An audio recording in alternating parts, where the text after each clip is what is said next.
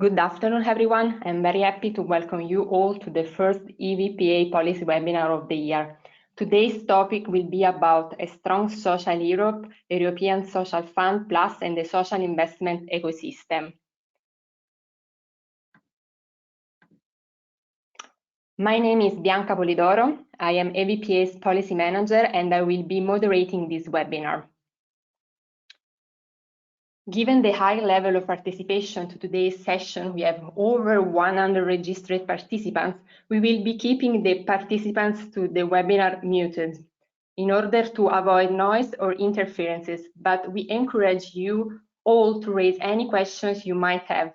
You can find the control panel on the right-hand side of your screen, and you can write your question in the questions section at any point. Please do not forget to clearly mention to whom you would like to address it. The last part of today's webinar will consist of a Q&A session during which we will address your question to the panelists. If for some reason your question has not been answered during the webinar, feel free to contact us via email afterwards and we will ensure the necessary follow-up. Last but not least, note that this session is being recorded, so you will soon be able to watch the recording and consult this presentation on EVPA website.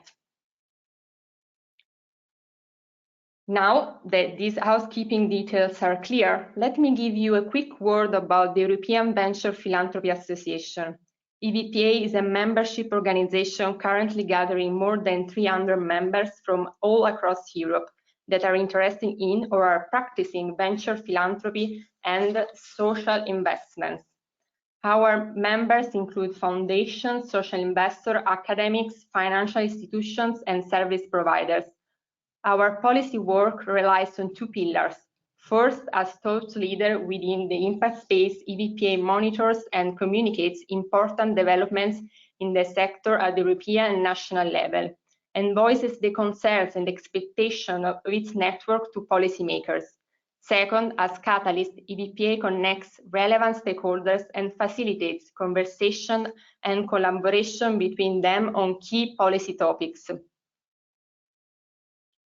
Through our policy webinar series, we have reached more than 1,000 people since 2014, connecting policymakers and practitioners around key policy developments, such as social impact bonds and public procurement.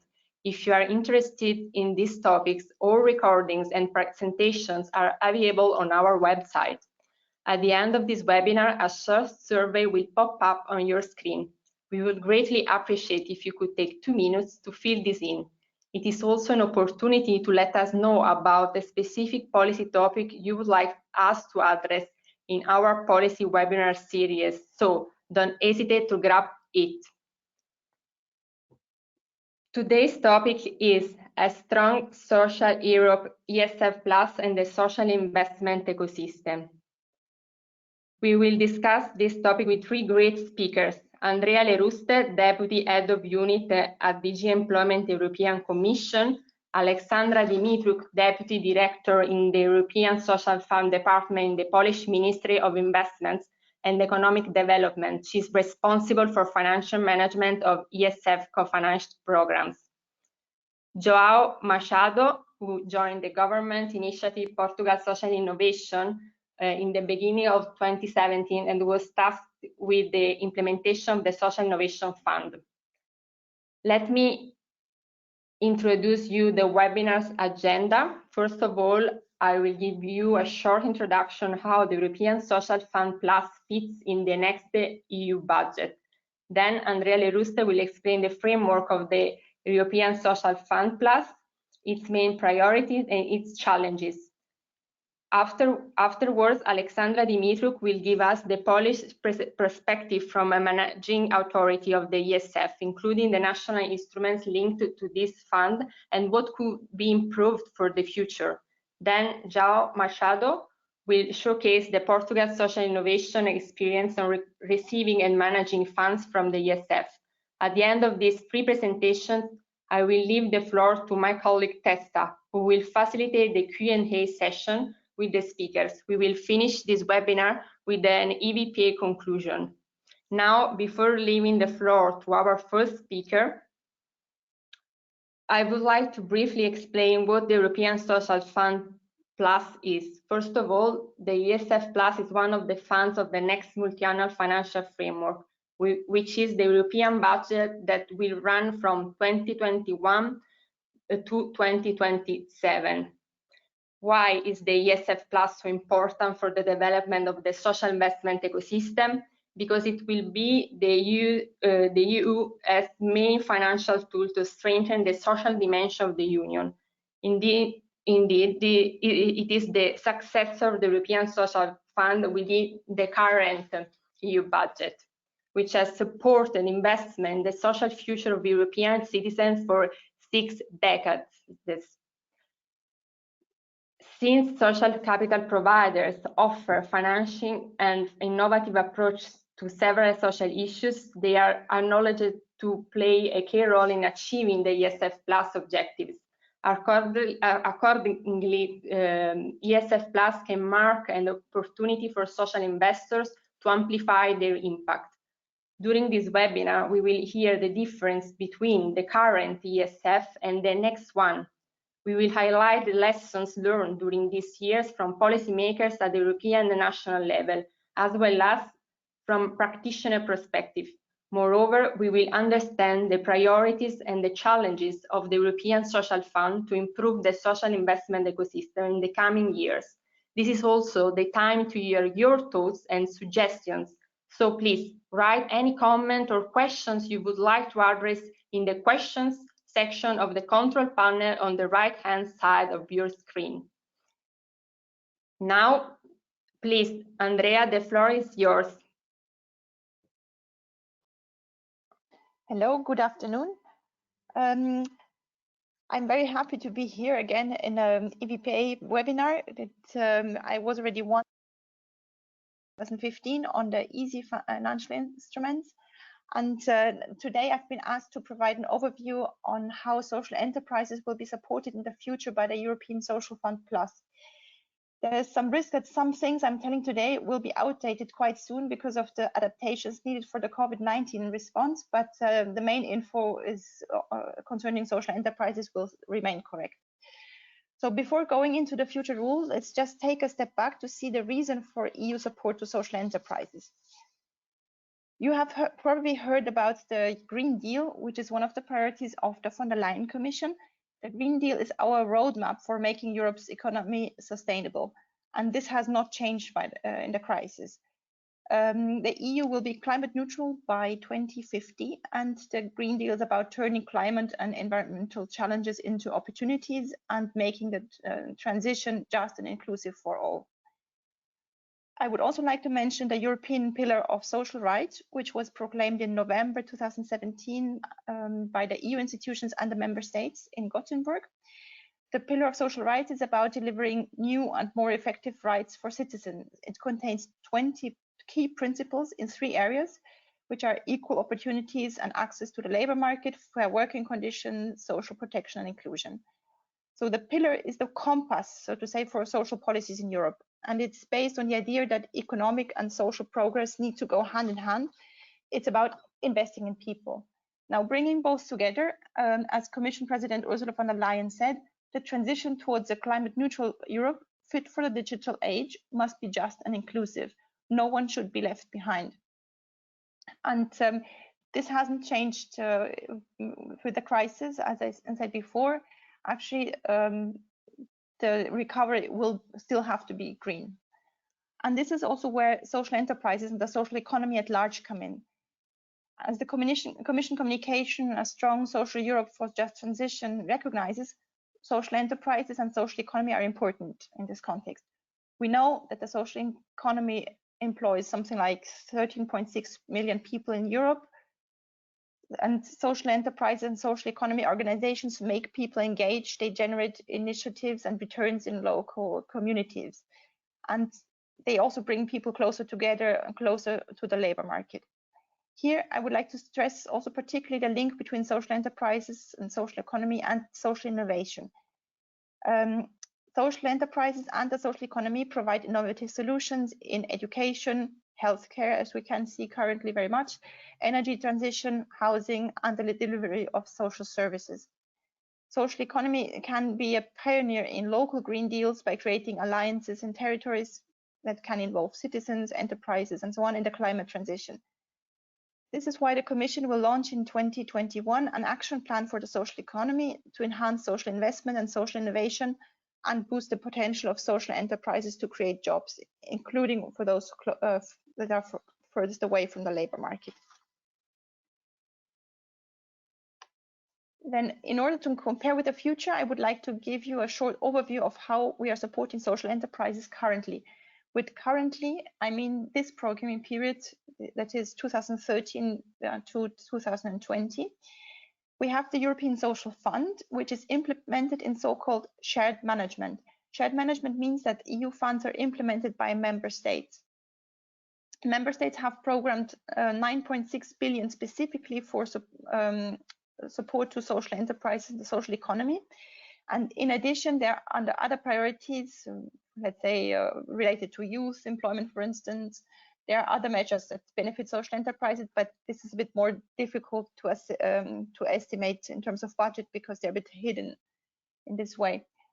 The support under ESF takes mostly the form of grants and financial instruments, or sometimes a combination of both. And I understand that you will hear an example of a financial instrument for social enterprises in Poland under ESF in the second presentation of this webinar. And in addition to the ESF, there is the Program for Employment and Social Innovation, in short, EASY.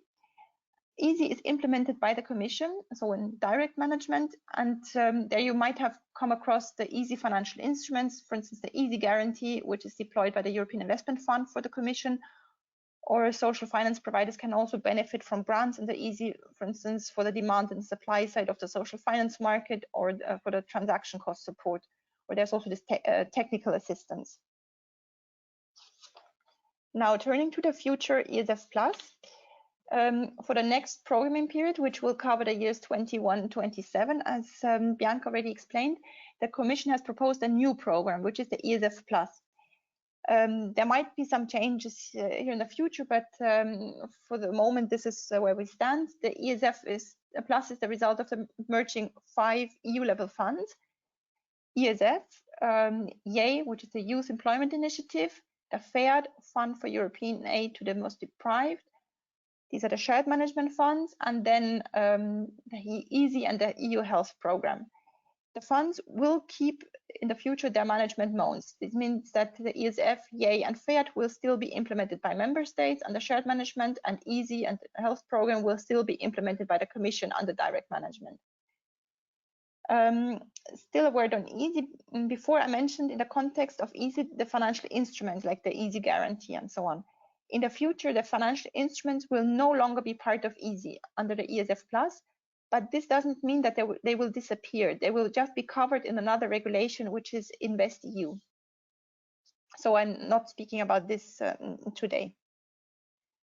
Then on the budget, which might also change, the Commission has proposed a budget of 101.2 billion euro for the ESF Plus, of which 100 billion are for shared management and 1.2 billion are for direct management.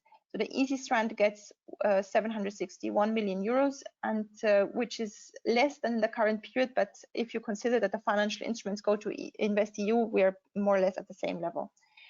I still would like to draw your attention to a new element for the next programming period, which is that out of the 100 billion envelope for shared management, 200 million are earmarked for transnational cooperation for social innovation.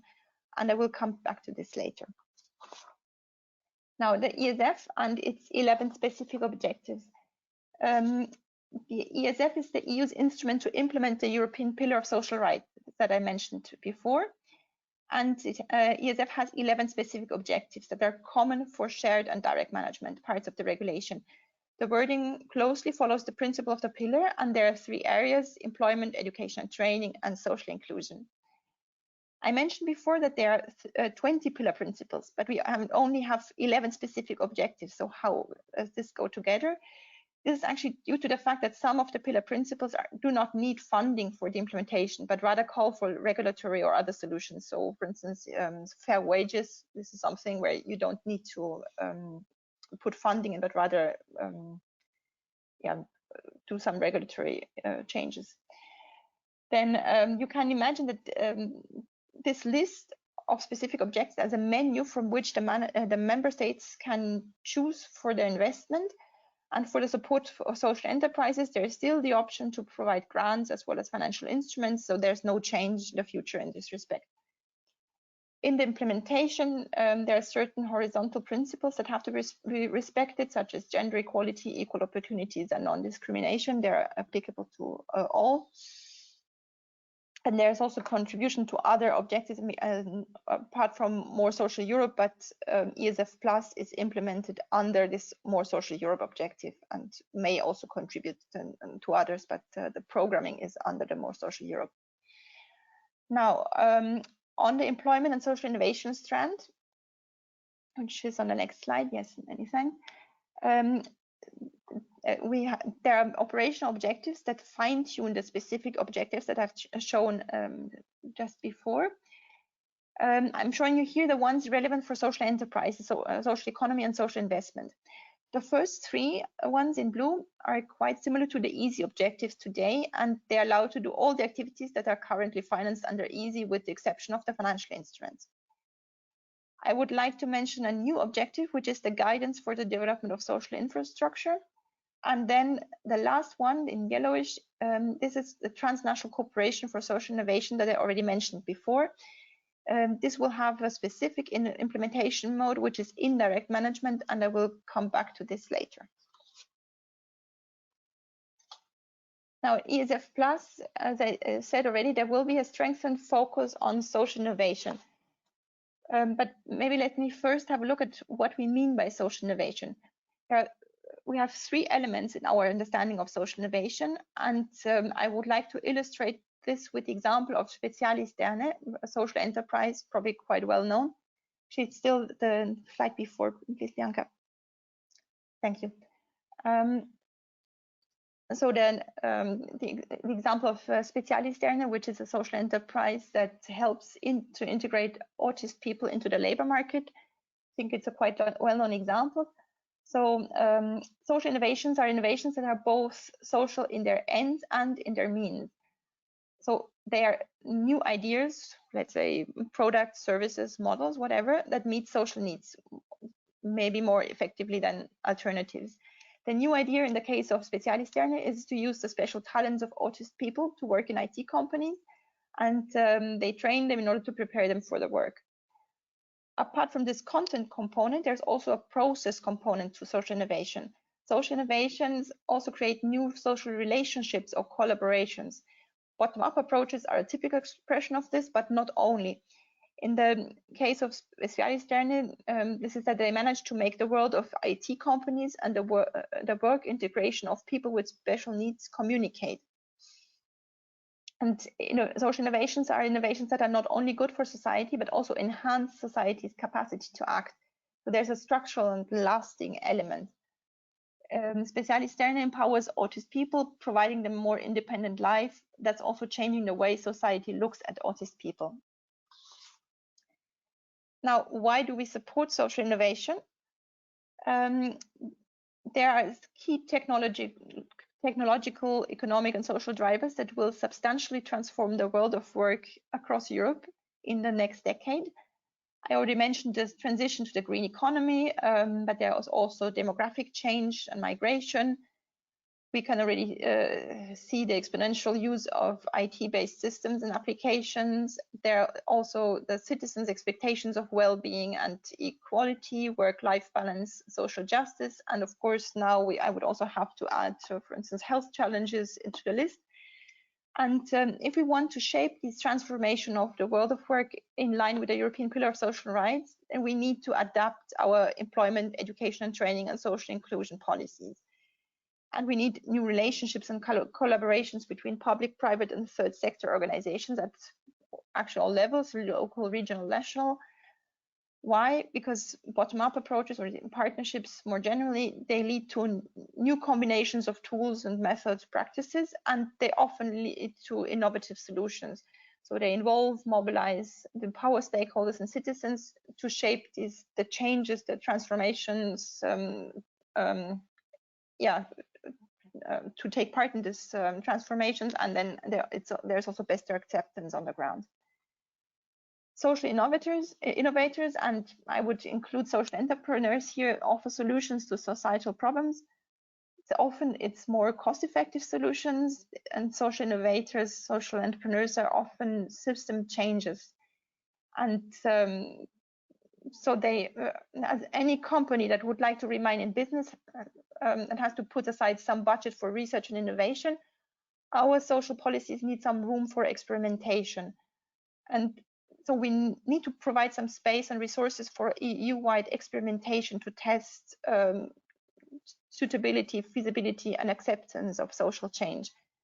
And this is the reason for our support to social innovation. So this we can also transfer the models across borders and speed up the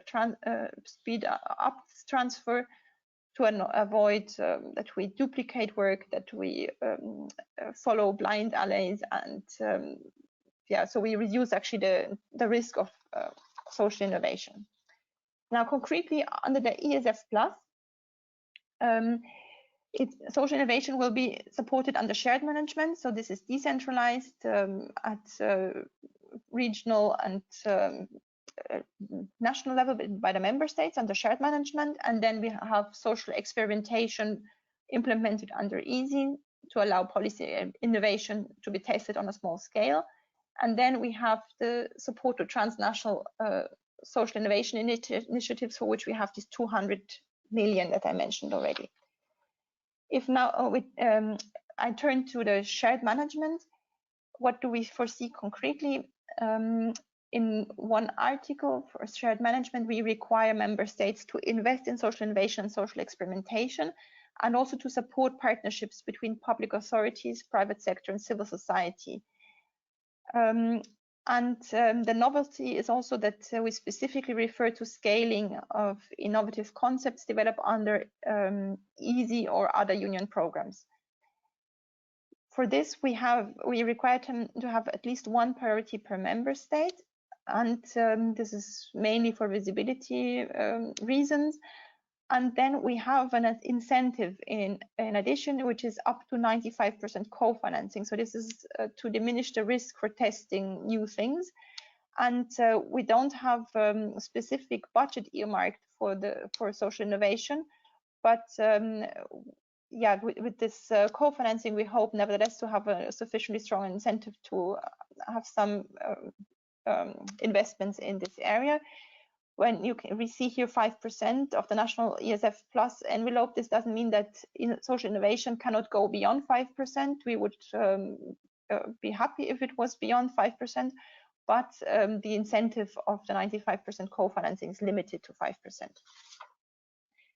Now, I'm coming back to the transnational cooperation for social innovation.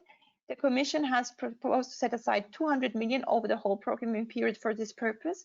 And the idea is to implement this under indirect management, that is by delegating the implementation of the 200 million to a public body, for instance, an ESF managing authority, as it has been successfully done under the current initiative, Urban Innovative Actions, under the ERDF.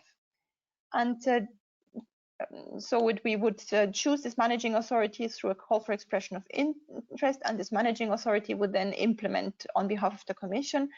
What have we in mind? There could be calls for innovative partnerships, so basically European calls for proposals, aiming at transferring and scaling promising social innovations, promising solutions to social challenges across borders. There could be mutual learning activities, cooperation networks. This is what we have currently under the transnational cooperation platform you might be aware of, and this is something that has worked well in the current period, so this is something that we would like to continue.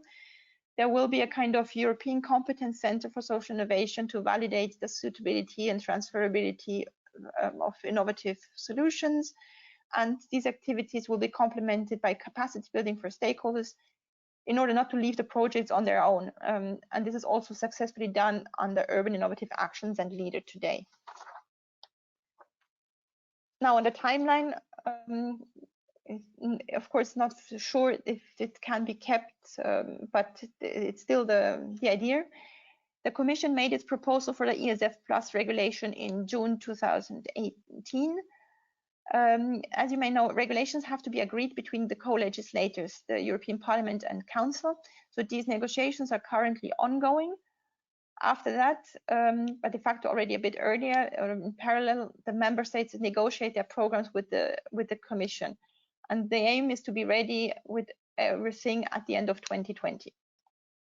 Many thanks. Thank you. Thank you very much, Andrea. I would like to remind the audience that you already have the possibility to write your questions in the control panel on the right-hand side of your screen. And now, please, Alexandra, the floor is yours. Thank you very much, Bianca. Good afternoon, everyone. I'm pleased to be with you today, and I'm representing the European Social Fund Managing Authority in Poland. I'm responsible for deploying and monitoring financial instruments financed by the European Social Fund, especially in social economy area. And I was asked to tell you about our experience, which we have gained so far in Poland, as we actually do want to continue with the involvement of European Social Fund Plus in financial instruments for social entrepreneurship in coming years. And on this slide, you can see how we use the financial ESF allocation in financial instruments. We have been actually using ESF for social economy development since the very beginning, since 2004. We started with equal initiative. However, for the first years, we supported it only with grant schemes. Since 2012, we started to use financial instruments to make social enterprises less dependent on grants. However, as you can see, the percentage of the allocation committed to financial instruments is really low in Poland, but this is the same for the whole Europe. Even if it's low, it does change the perception of social enterprises in Poland on their future development, and this is this piece of allocation that is very important for us, and that is why we can see the slight increase in the use of financial instruments. Just the slightest, we can see the slight increase in the use of financial instruments with each financial perspective, and moreover, ESF financial instruments are not used widely among EU countries. I think there are only 8 member states for the time being that actually use ESF in a form of financial instruments with the allocation of over 800 million euro, which is equivalent to 1%. So Poland isn't really far from the European level. But I think it comes from the fact that in many countries there are more national and private instruments that foster the development of social enterprises, and this is not our case. Can I have the next slide, please? As I already said, the first financial instruments came from the need to look for more effective financial models than grants. That was in 2012, and that was the main reason we actually started a loan fund for social enterprises with the use of ESF. The other reason was also that there was no offer of such kind of companies, enterprises in Poland on the market. The first loan fund for social enterprises was deployed with the allocation of only 8 million euro.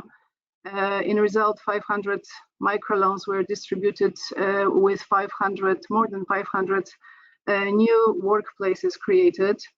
We also deployed regional loan funds for startups with the allocation of 31 million euro, but this was not social entrepreneurship as such.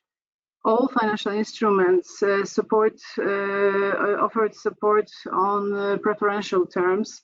It was either low or zero interest rate, or limited collateral, or lack of additional fees.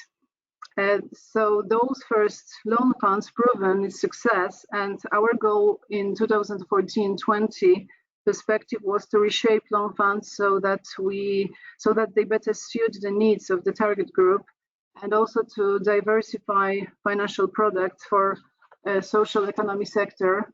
And that is why we continued with the loan fund for development of social economy sector, but we enlarged the allocation to 38 million euro. We widened the variety of financial products. However, the loan proven to be the most desired within the social enterprises. What we perceive as a great success was the first impact investment fund, we call it like this. It's social venture fund with a small allocation of 2.7 million euro. It's a kind of pilot project financed under social innovations. It finances long-term investments in social enterprises. For the time being, we have 4 investments concluded. However, we already see that the COVID epidemic may have also negative impact on their success. This fund, we adopted this fund with a model of a kind of impact investment. So it includes advisory services to the social enterprises. It requires social impact of the investments and offer capital in the form of equity or subordinated loan. We also have 11 regional funds, but this is the other side. Like those are those funds for startups. Can I have the next slide, please? What are the main lessons that we've learned so far? First, thanks to the revolving nature of financial instruments, we achieve greater efficiency of ESF resources. Taking into account high demand for investment financing, especially in social economy sector, it is clear for us that it is a possibility which we had to explore, and thanks to that we achieve more durable results and resources that may work in the future. Secondly, financial instruments help to build more financially stable entities, especially in non-governmental sector, which in Poland depends too much on grants. So the use of financial instruments changes the willingness to apply for returnable capital. Moreover, we have learned that if there are too many actors involved, it does not serve the effectiveness of the distribution systems. So there is definitely a need for better coordination at national level. In the case of ESF support, it is also important to have the possibility to offer advisory services to the ESF recipients, such as unemployed or non-government organizations, as they need complex support. There was no such possibility in this financial perspective, so it really lowered the quality of the support offered. And finally, we have understood that it is crucial while deploying new instruments to cooperate with stakeholders, so that there is in the end the supply and demand for the financial products we deliver. What was really challenging for us as a managing authority? The EU regulations just scattered too many different guidelines, I have to say that. It was difficult to be sure that we know what the EC requirements were. Secondly, not in each field where you want to deploy financial instruments, there is a market failure. So it is important to do proper ex-ante assessment, although it takes time and not always gives you all the answers. One also has to remember about the supply side. Not in all member states there are financial intermediaries that will be willing to offer products to such groups as social enterprises. In Poland, mainstream finance providers such as banks are really reluctant to invest in social economy entities and do not offer capital on adequate terms and conditions. So it is important to have partners that are eager to get involved in risky investments. Sometimes they need some incentives, such as low financial contribution. Sometimes it does not help, and there are no institutions that would be willing to take part in some of the financial instruments. On the supply side, it is important to have organizations that are ready to go into returnable investments. In Poland, a lot of social enterprises lack managerial competence, their business plans are immature. Altogether, they have limited readiness to go into long-term returnable investments. So it is especially visible in our social venture fund when we have to work with the potential investees. And it is also good if there are any legal solutions that help to attract private capital, such as tax relief for companies which invest in social enterprises. It helps the social investment development. We don't have anything like this, so it limits our possibilities to introduce some new ideas. What we plan for ESF Plus after 2020, we understood that we need stronger coordination at national level. So we plan to deploy all ESF financial instruments in one national operational program with the BGK, which is the Polish National Promotional Bank, as the fund manager, who would coordinate the whole instruments.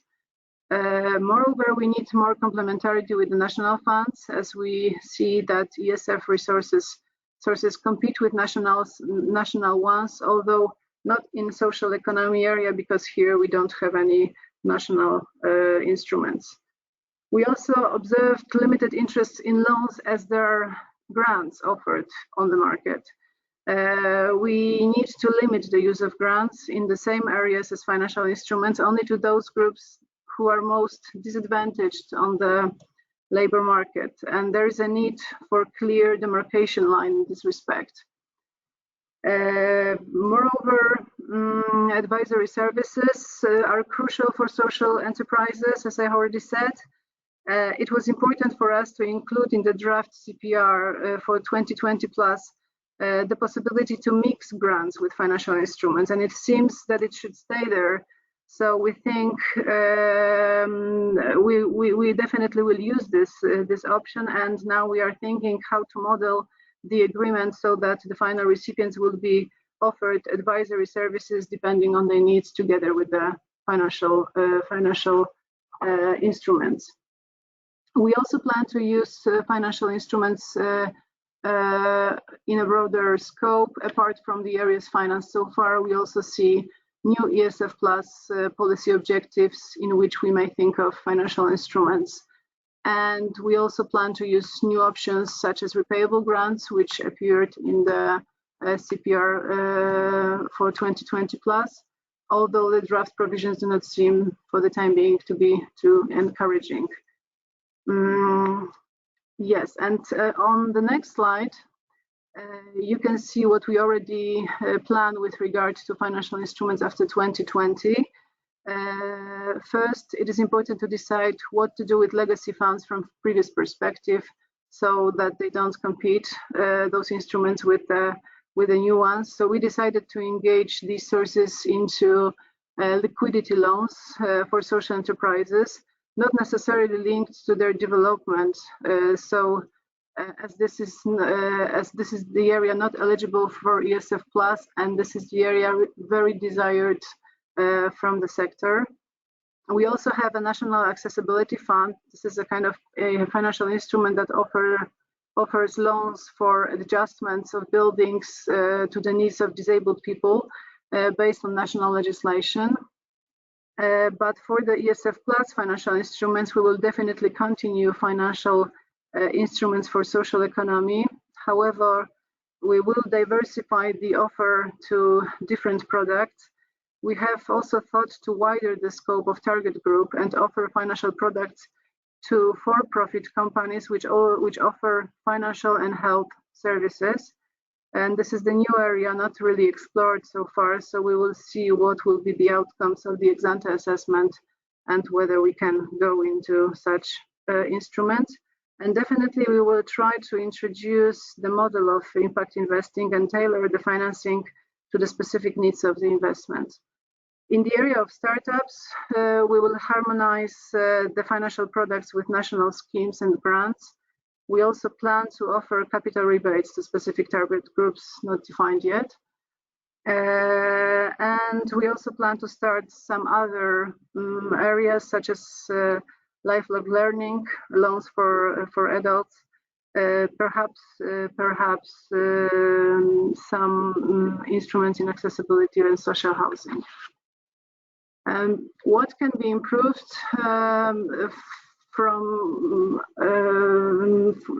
what can be improved in next financial perspective? So definitely from the managing authority point of view, first and foremost is less regulations, no guidelines in the middle of the programming period, and more comparison to the way market financial instruments function. We receive complaints from the financial intermediaries that the reporting is too burdensome, so we hope that the new provisions will be less problematic.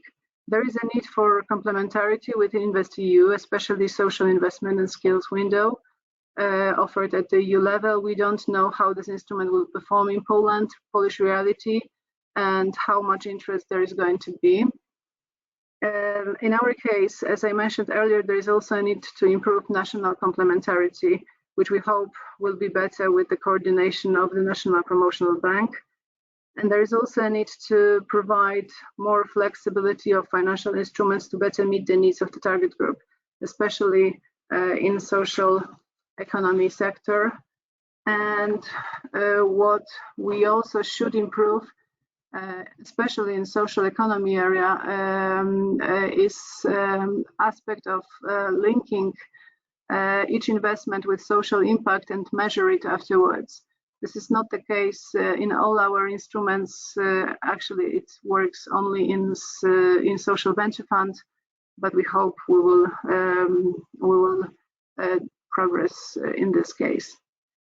All in all, we will definitely continue with financial instruments in social area, and we will try to improve the delivery system to offer what is needed on the ground and generate social change. This is all in a nutshell from the perspective of the Polish managing authority. Thank you very much for the attention.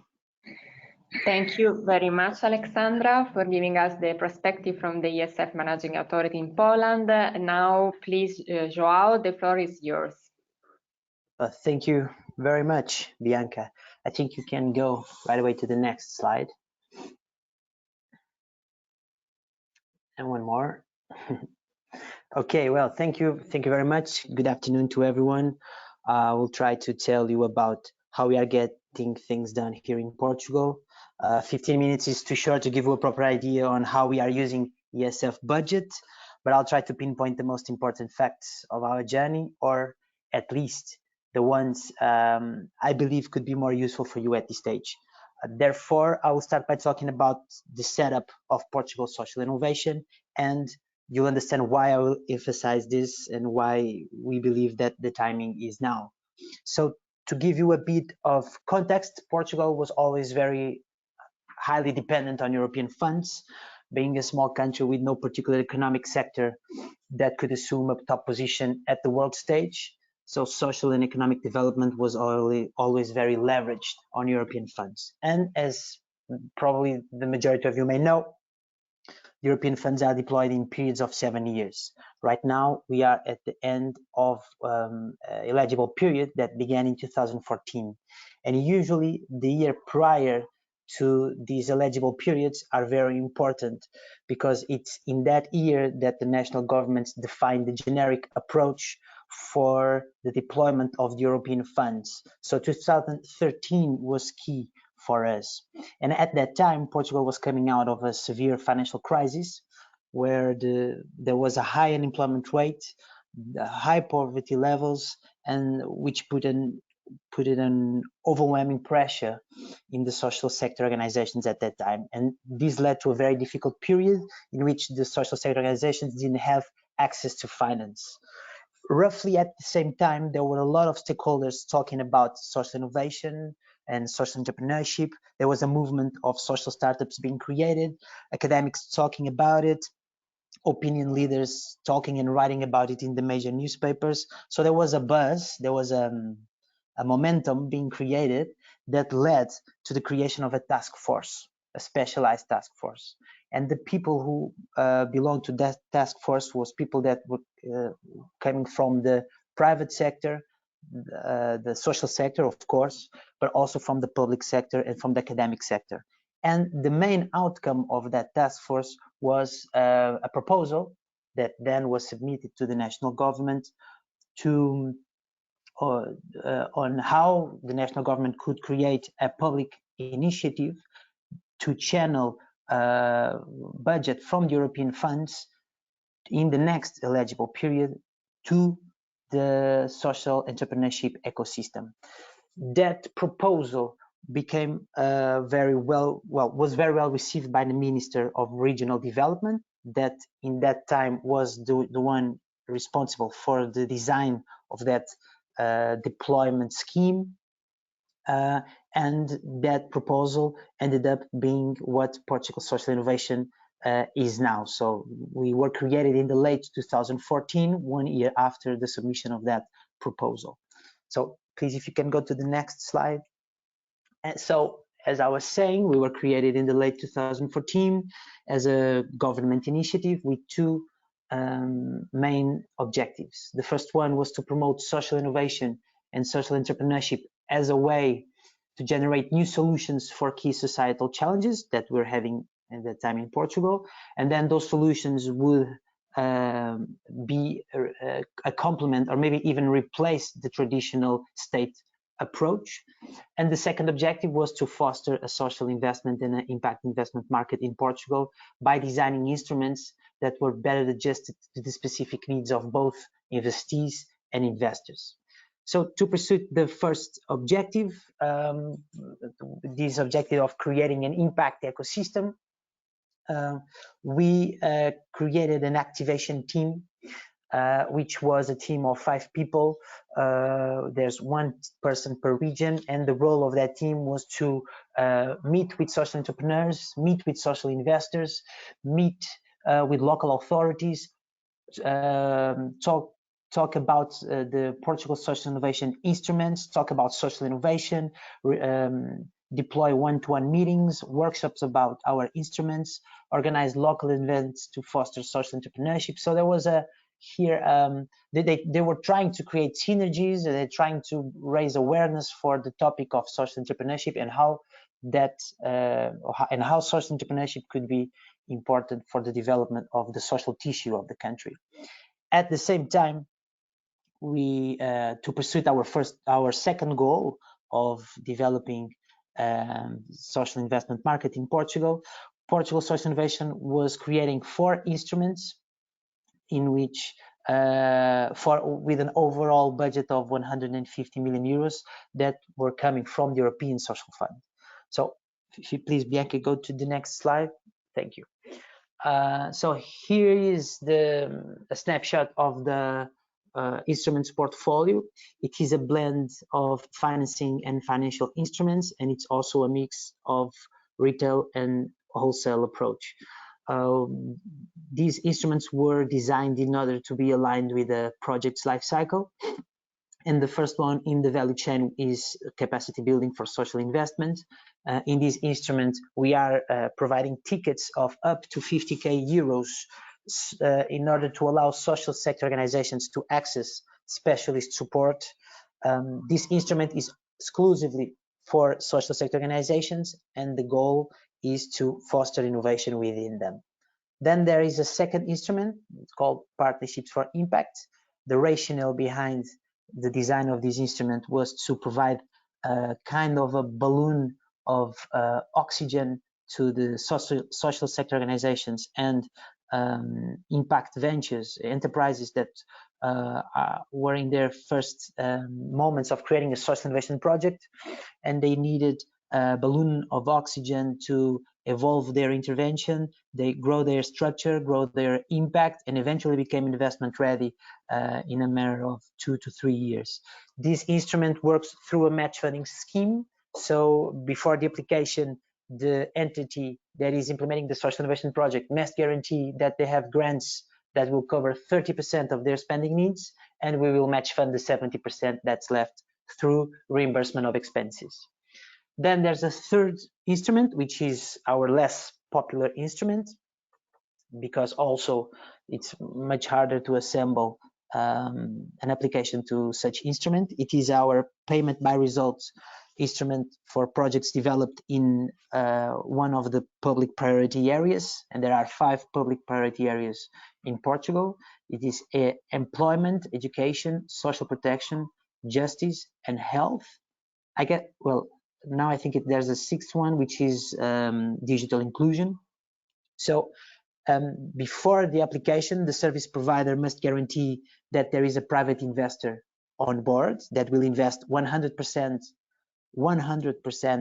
of their spending needs upfront. Then the service provider and the investor must agree on one impact metric.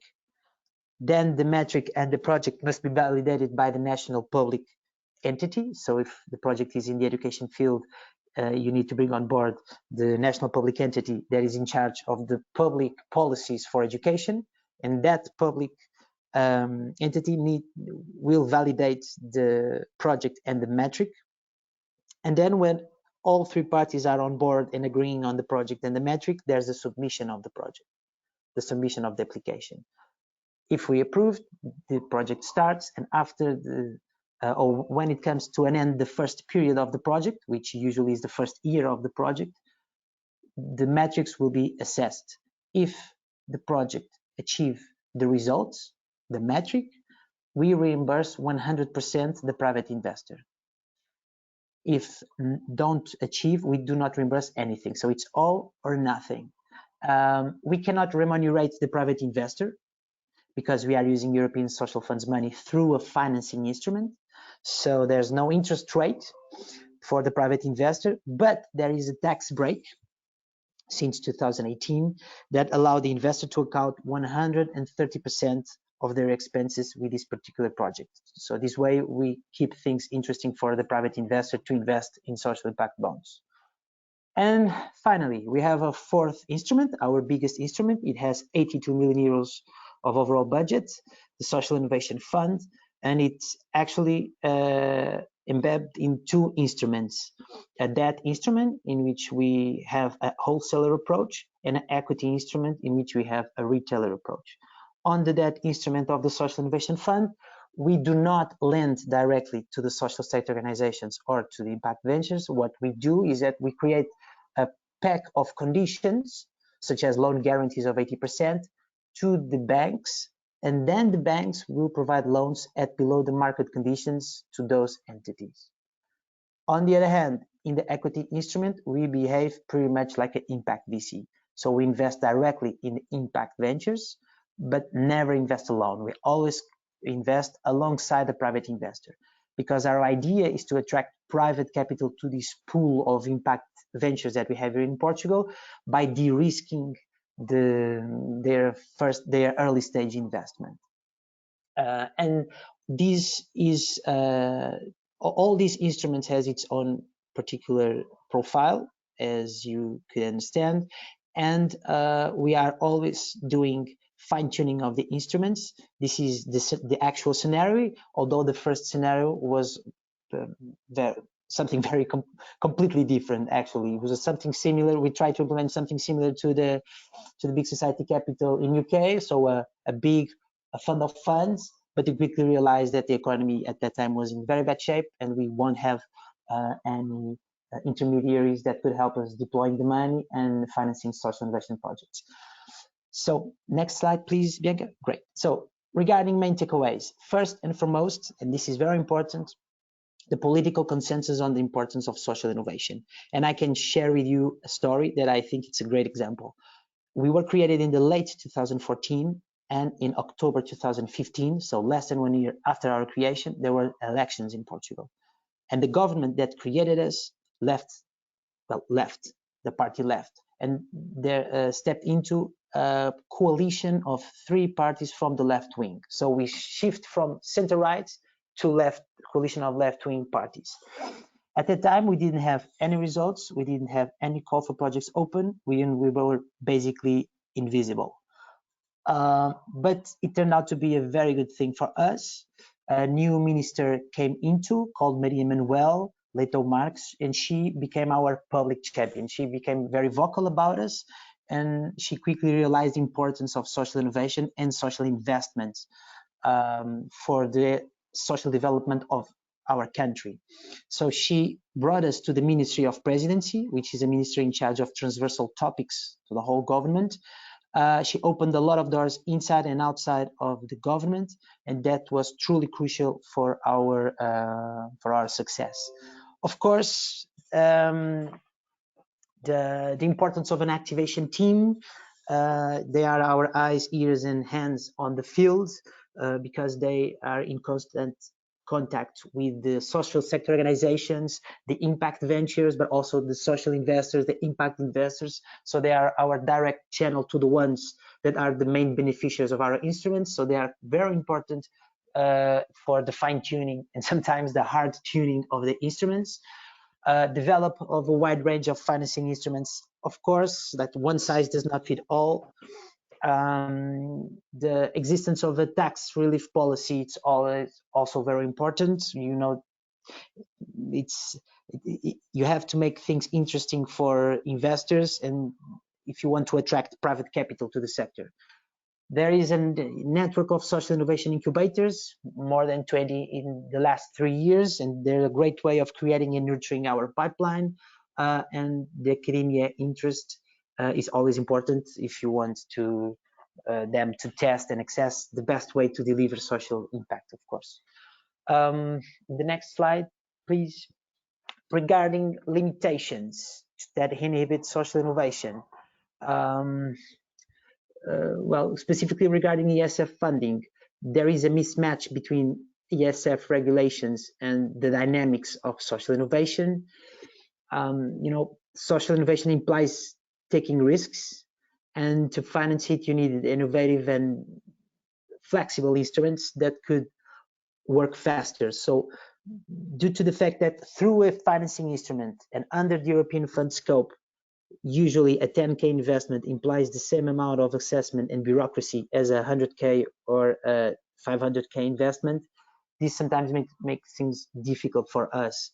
And of course, there's European and complex regulations. Then there is national regulations for the deployment of European funds, then the stated rules. And then sometimes it's hard to navigate through so many regulations. And particularly if you want to be agile and flexible and create instruments that are targeting vulnerable entities such as social sector organizations and impact ventures. Regarding market context, I would say that the whole traditional social sector is based on standard and risk-averse paradigm. There is a highly subsidy dependence that pays for effort and for number of final beneficiaries and not for merit. And they usually like to avoid the risk of innovation. I would say that in the public administration context, unless social innovation is managed from a ministry or from inside the ministry that is in charge of transversal topics, you will always have partial approaches due to the silos rationale of one government, of one public administration body. I would like also to say that there's a limited practice of payment by results, and I do think that this is due to kind of opposite forces. There is a political will in Portugal to pay by results, but at the same time, there is a political will to execute as high and as fast as possible the European funds. So when you are paying by results, you are postponing the execution because you are paying at the end of the intervention if the results are achieved. So this conflict usually complicate things if you want in your daily operations and if you want to develop new instruments and if you want to have the government on board to help you developing instruments or initiatives to foster the market. I'm aware that I'm a bit late. Maybe next slide. Okay, very quick. Recommendations for future ESF funding. Yeah, one size does not fit all. It's extremely important to use different but complementary instruments to finance social innovation. As previously mentioned, the entities that implement social innovation are quite different from each other, and the same happens with investors. So local foundations search for one type of collaboration and one type of co-investment, and whereas VCs and BAs look for different things and they have different timings. The second would be finance transnational projects and initiatives. We are sure that there are several projects doing pretty much the same in each country in Europe, well, at least in each member state. So there's no need to always create from scratch. So it would be good to have instruments to promote the internationalization of social projects. Create an impact assessment budget would be extremely important. And specifically the existence of a pool of specialized consultants in this field would be very helpful, because it would allow, first of all, would allow more uniformization in impact assessment, but more important, it would promote impartiality, because right now it is the beneficiary of the funds, so the social innovation project, that hires the consultant that will assess the impact that they are having. So this sometimes can be and fuzzy. And also, fourth recommendation would be develop vouchers for social innovation, essentially to enable social sector organizations and in impact ventures to enjoy the contributions of knowledge centers. To conclude, I would like to say that if you want to do something similar to what PSI has been doing in Portugal, I would suggest 3 things. So the first one is to be to find out your public champion inside the national government and stick to her or to him. It's very important to have someone on your side, on board with your ideas if you want to create such a program in your country. The second one would be for you to be resilient, and resilience is a tool you will need in your toolkit, because there is lots of ups and downs on the journey and lots of back and forth. And last, say that the timing is now. I started this presentation saying that 2013 was key for us because it was the year prior to the one eligible period. And right now, national governments are planning and thinking about the generic design of the ESF funds deployment for the following eligible period, for the next eligible period that will start in 2021. So we believe that now is the time to challenge governments and managing authorities to try to set up entities if you like the model of Portugal. So thank you very much, and please feel free to ask any questions you like. Thank you very much, Joao. And now we can start with the Q&A session, and I leave the floor to my colleague Tessa. Thank you, Bianca. We have received some questions from the audience. Let me start with first a very active one on the COVID situation. So it is probable that the Commission will expect the member states to program actions which can spend quickly and restart the economy rapidly. What kind of projects do you think are suitable in this perspective, thinking about the project pipeline? This question is addressed to Andrea.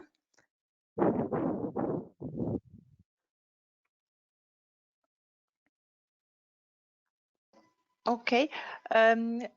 Yeah, I'm wondering if this question is specifically related to social enterprises or more general. I mean, for in general, there we have a list of possible actions that member states can do to reply to the COVID needs. And but for instance, what is really new is the short-time work schemes that the ESF can be used for in order to help people remain in the labor market, and also in some cases, but it depends a bit on the member states how they set it up. It could also help self-employed, just to give an example. But I'm happy to share the link to the list. There's a portal of at the European Commission website, and where we share all the information. That would be very useful. Yes, thank you. And maybe in relation to the COVID situation still, how will the timeline, how can the timeline change of the ESF adoption? And will the budget also change with a big amount? Yeah, and, it's a little bit early for me to make any statements, but yeah, there was already an announcement that there would be some adjustments to the budget, and I think 6th of May is now the date where there will be a new Commission proposal for the MFF. But I cannot preempt this, so yeah, keep your eyes open for 6th of May. Okay, thank you. Then a question for Alexandra. Who will provide the advisory services to the ESF target groups in Poland? Will there be a new hub set up for this purpose by the government, or will this be based on contracting organizations?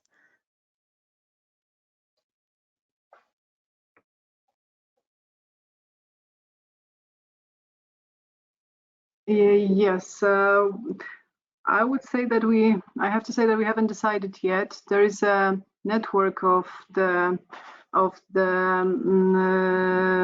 kind of support centers for the support centers for economic development across Poland, and those were the institutions that were supposed to offer advisory services, but the fact that the financing went through other channels didn't serve well the situation. So now we think that it would be better to combine those institutions somehow, but we haven't decided yet, and we are now at the stage of ex-ante assessment that evaluates the whole support, financial and non-financial, for social economy sector, and we will decide when we receive the feedback from the ground. So unfortunately, I can't tell you now. Okay, thank you, no worries. Then a question for João. How did Portugal social innovation overcome the silos approach in the public administration in Portugal? That's a good question. But I think my answer would be a dose of serendipity and a dose of luck as well. When we were created inside the Ministry of Regional Development, which was at the time the ministry in charge of the execution, deployment of the European funds. This was in 2014. Then in 2015, as I said in the presentation, there were elections, there was a change in the government, and we were pushed by a new minister that was stepping into with the new government, a minister called Maria Manuela Tomax. She's now in the European Parliament, and she brought us to the Ministry of Presidency. And the Ministry of Presidency in the Portuguese government is in charge of the transversal topics. So, for instance, the Ministry of Education deals with education, the Ministry of Health deals with all the health issues, but the Ministry of Presidency deals with administrative modernization, deals with innovation, deals with some matters regarding the public budget.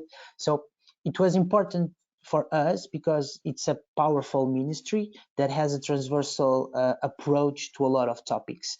And this is also important because due to the fact that we are sector agnostic in Portugal social innovation, so we do finance projects of many different sectors, it would be limited for us if we would stay inside, for instance, a Minister of Education, because of course projects regarding or targeting education sector would be very emphasized, but then if you are inside the Ministry of Education and you are financing or trying to create instruments to finance social innovation in health, this would be more tricky and probably not efficient way to use resources. So I think that we had luck when Minister Maria Manuel looked at us and thought that we would be better in Ministry of Presidency. Let me tell you that in 2019 there were elections again. the ruling party won the elections. This ministry left the Portuguese government to the European Parliament, and now we are under the Ministry of Planning. So we changed again from the Ministry of Presidency to the Ministry of Planning. And the Ministry of Planning is the minister in charge of the design of the generic design of how the European funds will be used in Portugal. This ministry, we moved from Ministry of Presidency to the Ministry of Planning under the argument that Portuguese government want to embed social innovation in the public policies. Well, so far nothing has changed, but we are aware that the Portuguese government, this was in October 2019, so 5 to 6 months ago, but maybe a bit more, 7, 8 months ago. But we are aware that the national government are completely overwhelmed with this COVID-19 situation. So far it hasn't yet to change, but we are hoping for brighter days. Okay, thank you very much. Then maybe still, excuse me, another question for João. Can you explain a bit more what you mean with the vouchers for social innovation that you mentioned? Yes, so something similar to what already happens for internationalization or for R&D. So there are already vouchers for SMEs for internationalization, and if they want to invest in R&Ds, where organizations with an approved project can use a list of certified service providers in a given area. So to ease the access to specialist support, because what we feel is that there are much more social sector organizations than impact ventures in Portugal, but I guess it's in every country of Europe. They are the backbone of the social sector, and they are not very keen in innovation, and sometimes because they are completely overwhelmed with their daily operations. So if they could access a specialized center in an easy way without having lots of bureaucracy involved, this would foster for sure their disruption and a more innovative approach from their side. So that's what we mean, kind of a fast track to knowledge. Then maybe, Andrea, is this something that the Commission could foresee the development of innovation vouchers? Are member states allowed to bring these if they would want to?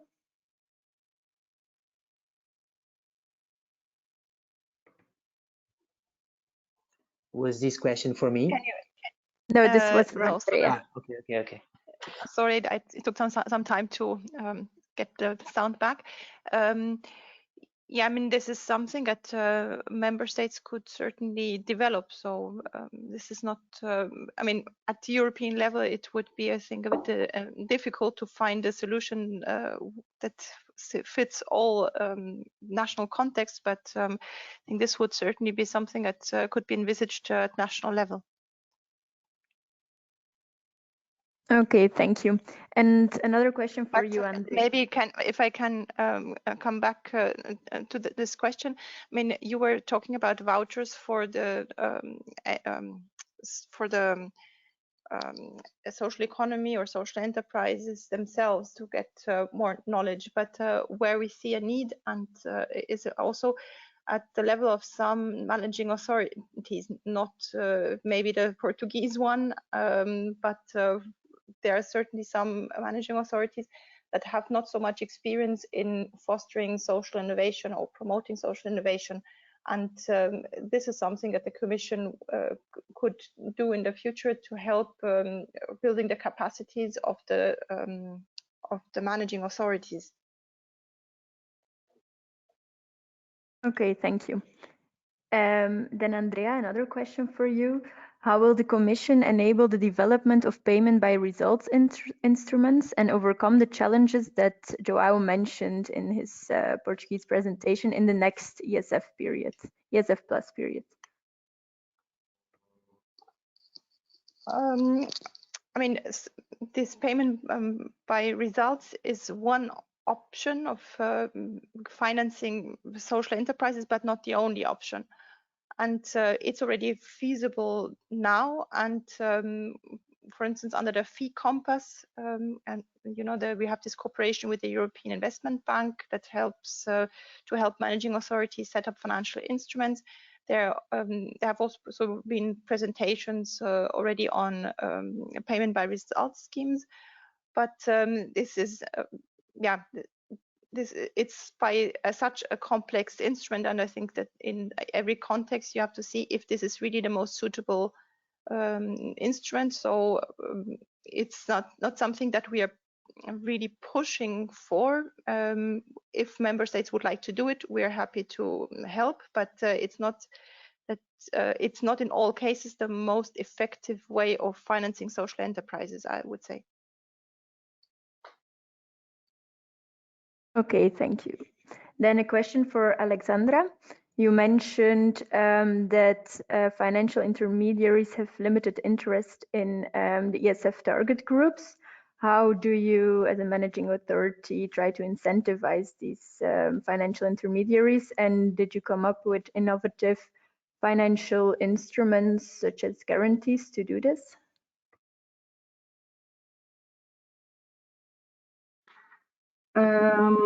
I would say that what we try to do is to lower the requirements as regards their financial contribution to the system, and also put as high as possible the kind of default rate. This is something that is most important for the financial intermediaries if they have to take the decision to whether to go into this group or not. For the time being, we actually had a kind of I would say monopole situation that there is one financial intermediary who is very eager to work with social enterprises and was very active from the very beginning. But we see that with this approach that we accepted in this financial perspective, we already have two another foundations, so financial intermediaries that work in the form of foundations, who also started to find interest in this group, and they are actually satisfied with the instruments that they're implementing. And as regards innovative, I'm not sure if I understood the question, whether we try some other innovative instruments. Was it that?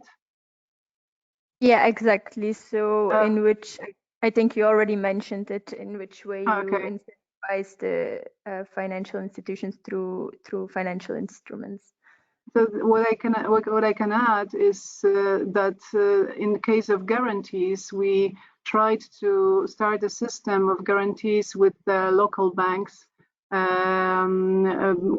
local community banks, but it actually ended up in a I would say total failure, because we actually managed to offer to give one guarantee, and there was no really eagerness to work with the instrument. Maybe we made some mistakes while coming up with all the ideas, but actually we did it with the banking sector together, and also the social sector. And sometimes that's what I was saying. Also, that's why I was saying that sometimes even if you try it, sometimes the conditions are simply not the right ones, and you have to change and adapt.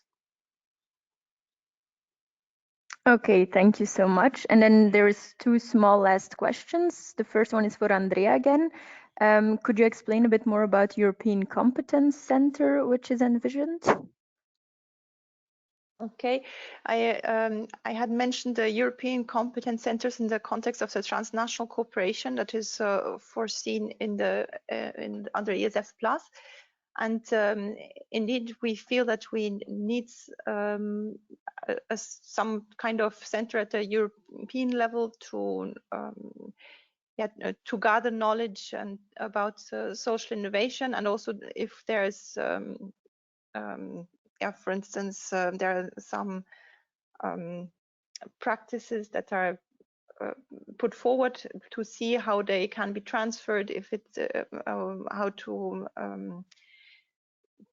make it feasible, and also to transfer it into other contexts. And this is something that we would envisage for this indirect management. So indirect management, just to remind, was that the fact that the Commission doesn't implement on its own, but delegates this implementation to, let's say, a managing authority that implements this to these 200 million earmarked for, and that for the whole union. And so if there are European calls for proposals for transnational projects, innovative projects, then they could also do this capacity building and help the projects to get off the ground. This is the idea. And they could be linked to also some national competence centers that we might establish or help to establish. Okay, thank you. And then the last question for Joao again. Which kind of measures are you using to assess the outcome payments of impact bonds? Okay, so the measures are always proposed by the service provider and the private investor, and we need to approve. So it depends. I would just like to say that social impact bonds is not suitable for all social enterprises or social innovation projects. There are a lot of social innovation projects that the value chain between intervention and impact is too long. Sometimes it's 5 years, and it's very hard to finance that project through a payment by results. So that doesn't fit the requirements of a payment by results. So usually the projects that submit applications to social impact bonds are projects that the metrics are easy to access. For instance, the first social impact bond in Portugal was a boot camp, a service provider that delivers boot camps of 14 weeks, highly specialized in code, in one code language, and only for unemployed people. So after the 14 weeks period of lessons every day, 8 hours a day, they will have 3 months to get a job for the people who were attending the boot camp. So, and this case in particular has a success rate of more than 90%, because there was a huge demand for people with coding skills in Portugal, and there was not a lot of supply. So the thing was to reconvert skills and competencies of unemployed people. And the metric in this case was after 3 months, or 3 months after the ending of the bootcamp, how many of that people has a job contract at least of 1 year. And the metric agreed at that time, I think it was 55%, and they had like more than 90%, and they are extremely successful. So it works when the project has these types of metrics that are quite undoubtedly, but it doesn't work for all the projects. Okay, thank you so much to all the participants for the questions and to the good answers. EVPA welcomes the European Social Fund Plus as a vital program to contribute funding to the social innovation and to ensure quality social services for all people in Europe. And at EVPA, we see the huge potential that the ESF Plus program has to offer to its core membership, which are the investors for impact, that are those investors who take risks that no one else can or is willing to take, and that put the business model of the social organization at the center. One of the operational objectives of the ESF Plus is to support the development of social enterprises and the emergence of a social investment market. And in this regard, the investors for impact have a dual role to play. Firstly, as providers of catalytic capital, they are able to finance and develop innovative solutions to social issues in support of the ESF Plus objectives. And secondly, since the access to finance for social economy has been recognized as a key obstacle to business creation, social investors themselves might benefit from ESF plus financing in order to amplify their impact. The complex issues of today's world are touching various sectors and actors at once. Think about an aging population, climate change, or even the ongoing corona crisis.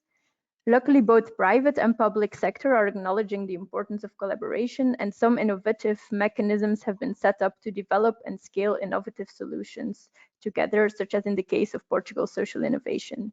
EVPA is happy to see that the European Commission is determined to further encourage such partnerships in the upcoming 7 years through programs such as the ESF Plus, but also through, for example, the InvestEU program.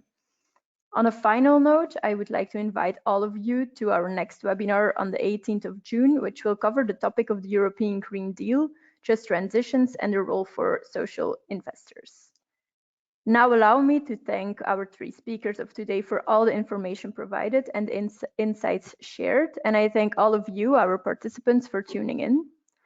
I would like to remind you that a recording of this webinar together with the slides will be available on our website soon. And finally, note that a short survey will pop up on your screen. We would greatly appreciate if you could take 2 minutes to fill this in, because it's also an opportunity to let us know about a specific policy topic you'd like us to address in our upcoming webinars. So don't hesitate to grab it. Thank you for attending and have a nice evening.